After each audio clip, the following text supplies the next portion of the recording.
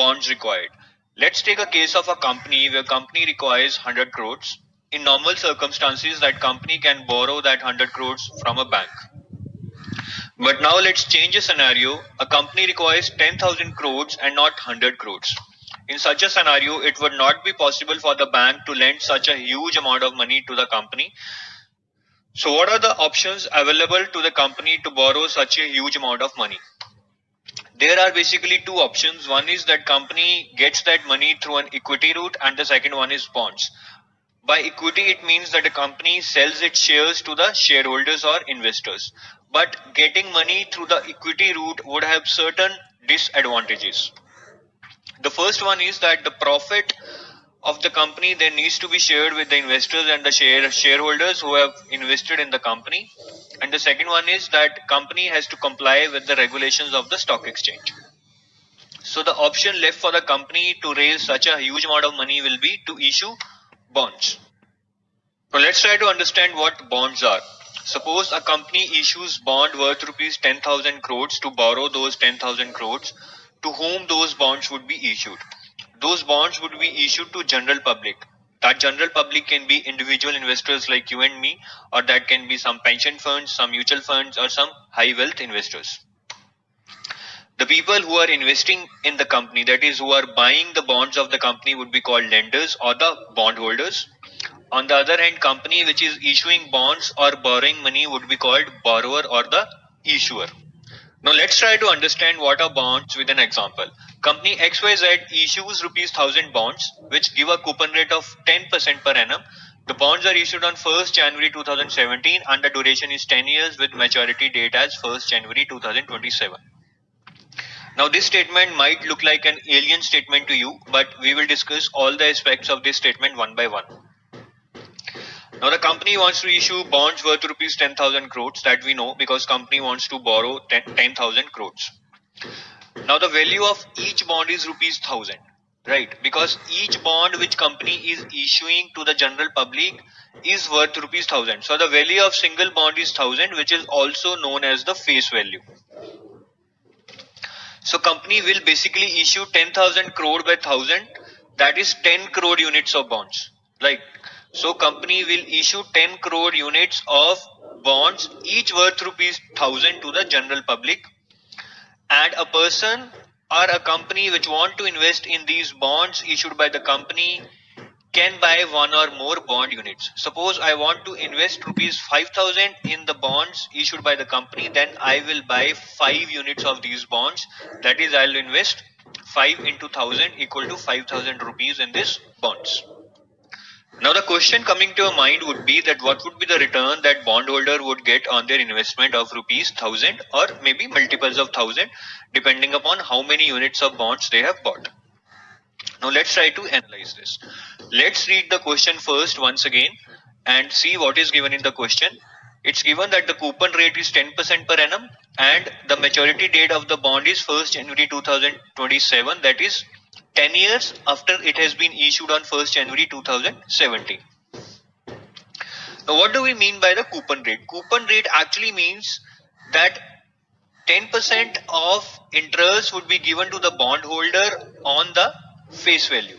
So here coupon rate is 10%, which means 10% of 1000, which is the face value, that is 100 each year, would be given to the bondholder. So the bondholder would get 100 on 1st January 2018, similarly 100 on 1st January 2019. Like this, he will keep getting rupees 100 for the next 10 years till the time bond matures, that is 2027, 1st January. Now the question is when he will get his rupees 1000 which he invested in bonds initially back. The answer is that rupees 1000 which he invested in bonds would be given back to him at the end of the maturity period, that is on 1st January 2027. Now there is one mistake in this timeline that you must be able to see. If you are not, then I'll tell you. As I told you, rupees 100 is given to the bondholder as interest each year till the next 10 years, that is by the time bond matures in 1st January 2027. Now here on 1st January 2027 we have only shown rupees 1000 which is his principal. We have not shown rupees 100 that he would get on account of interest. So here please take into account and do not commit this mistake that the last payment which would be given to the bondholder would be the sum of principal and interest, that is 1000 plus 100 equal to 1100. We have intentionally put it here 1000 so that you remember this as a common mistake and do not commit this mistake in future. Now interest is also same as coupon payment. As I just told you, there shall be no confusion about it. Coupon payment and the interest means the same, or the coupon rate and the interest rate also means the same.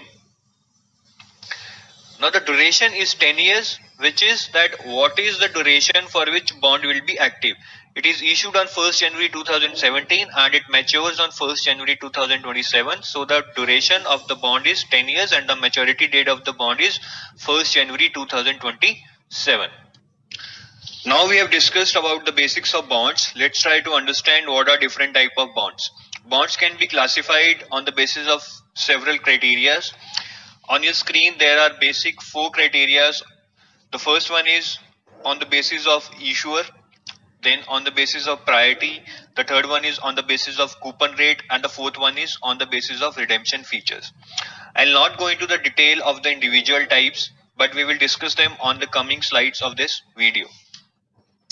On the basis of bond issuer, the bonds can be classified into 2 types: corporate bonds and government bonds. Corporate bonds are the ones which are issued by corporations like General Steel, Tata Motors, etc. Since corporations can go into loss anytime, corporate bonds are higher risk bonds. But to compensate for this higher risk, corporate bonds offer higher coupon rate. On the other hand, government bonds are the ones which are issued by government. Government bonds are always lower risk bonds because government can print money anytime. But since they have a lower risk, they also offer lower coupon rate as compared to the corporate bonds. On the basis of priority, again there are 2 types of bonds. The first one is unsubordinated bonds or senior bonds, and the second one is subordinated bonds or junior bonds. By unsubordinated bonds, we generally mean that the people who have bought unsubordinated bonds would be paid first in case company goes into liquidation or company goes bankrupt. On the other hand, people who have bought subordinated or junior bonds will be paid after the unsubordinated bondholders have already been paid their money. On the basis of coupon rate, there are basically 4 types of bonds: fixed income bonds, floater bonds, inverse floater bonds, and zero coupon bonds. What are fixed income bonds? Fixed income bonds are the ones in which coupon rate is fixed. So if we say that the coupon rate is 8%, it means that each year the person would be paid 8% of the face value as the interest on the bond. The floating bonds are the ones which pays floating coupon rate or the floating interest rate. In this case, the rate, that is the coupon rate or the interest rate, will change in line with some benchmark such as MIBOR. So the example would be that the coupon rate is 0.5% plus MIBOR. So as and when MIBOR increases, the coupon rate or the interest rate will also increase. Now what are inverse floater bonds? Inverse floater bonds are also the bonds which pay variable coupon rate, but here the rate changes in a direction opposite to some benchmark such as MIBOR. Let's take an example. The coupon rate, where coupon rate is 6% minus MIBOR, is an example of inverse floater bonds. Here, when the MIBOR increases, the coupon rate or the interest rate will decrease. Now what are zero coupon bonds? In a very layman language, zero coupon bonds means that they pay you zero interest. That is, these bonds have 0% coupon rate. An interesting fact about zero coupon bonds is that zero coupon bonds are always issued at discount. That is, they are always issued at a price lesser than the face value. Now suppose there is a zero coupon bond with rupees 1000 face value. It has 10 years maturity and it is issued at rupees 600. Now you can see here that 600 is lesser than the face value. Now what is your gain in this? Since you will not be getting any coupon payment, so what you will be getting is just rupees 1000 at the end of 10 years and you have invested rupees 600 initially. So what is your gain? Your gain would be that you will pay 600 and you will get 1000 back after 10 years, and this 1000 minus 600, that is 400 that you will get extra after 10 years would be your interest. Now let's do a very easy concept check. A zero coupon bond has a face value of rupees 1000. What could be its likely issuing price?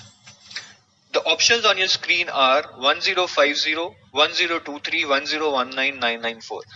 We have just discussed a concept that zero coupon bonds are always issued at a discount.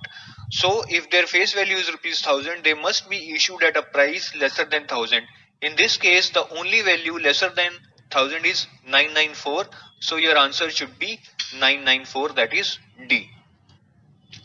Now on the basis of redemption features also, there are four types of bonds: callable bonds, convertible bonds, puttable bonds and perpetual bonds. Redemption generally means that how do you redeem your money, that is how do you get your money back which you have invested in bonds. Now what are callable bonds? Callable bonds are basically the bonds in which bond issuer can pay back the money to the bond holder before the maturity date and hence end the contract. But since bond issuer is ending the contract before the maturity date, that is, he is breaking the deal in between, he has to pay some premium to the bond holder as a penalty. This is usually done when the interest rate on the loans decreases, that is, the interest rate on the loan becomes lesser than the coupon rate. Now suppose as a company has issued bonds to the investors at a coupon rate of 10%, that is, company has kind of taken a loan and is paying interest of 10%. Later the interest rate in the markets decreases, it becomes 8%. Now company is paying 10% though the real interest rate in the market is 8%. So in such a case, what a company would do is it would pay back the money to the bondholders and end the contract and then raise new money at 8%. So that will save 2% to the company each year.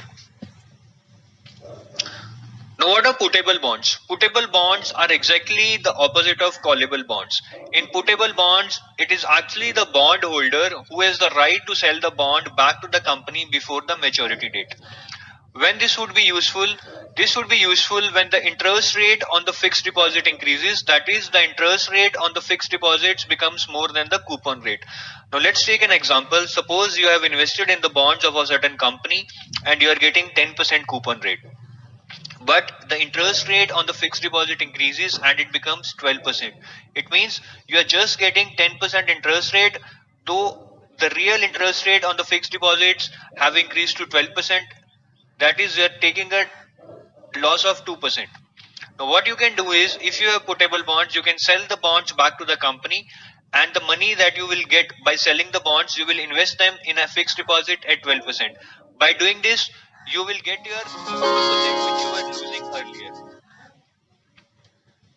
Next on the list is convertible bonds. Convertible bonds are the ones in which bondholders has the right but not the obligation to convert their bonds into equity. This is particularly useful when the company is not able to pay back the principal, and in such a scenario, a person can convert its bond into the shares of the company and sell those shares on the stock market to get its money back. But in most of the cases where company is not able to pay back the money, it means the financial position of the company is not good, and in such a scenario, even the share prices on the stock market would be very less, and hence converting those bonds into shares would not be a very useful thing. On the other hand, if company is really doing good and share prices are high, bondholders can very happily convert their bonds into the share prices, and by doing that they can make some huge profits. Next on the list is perpetual bonds. Perpetual bonds are also called consols or prep. Perpetual bonds are the ones which do not have any maturity date. Since these do not have any maturity date, it means you will never get your principal back that you are bound to get on the maturity date. But the important point is that in perpetual bonds, you will keep getting the interest payments or the coupon payments throughout the life of the bond, and the bond has infinite life. They are risky because you will never get your principal back, and sometimes the company might stop making the interest payments itself. So you will not get anything if you are not getting even the interest payments. On the other hand, they are beneficial because they are very steady and predictable source of income, and these can be very useful for the retired people. Now let's do a concept check. The question is, convertible bonds would be beneficial when? The option A is company going into losses and its share value also becoming zero. The second is company going into losses and its share value remaining intact. C is none of the above.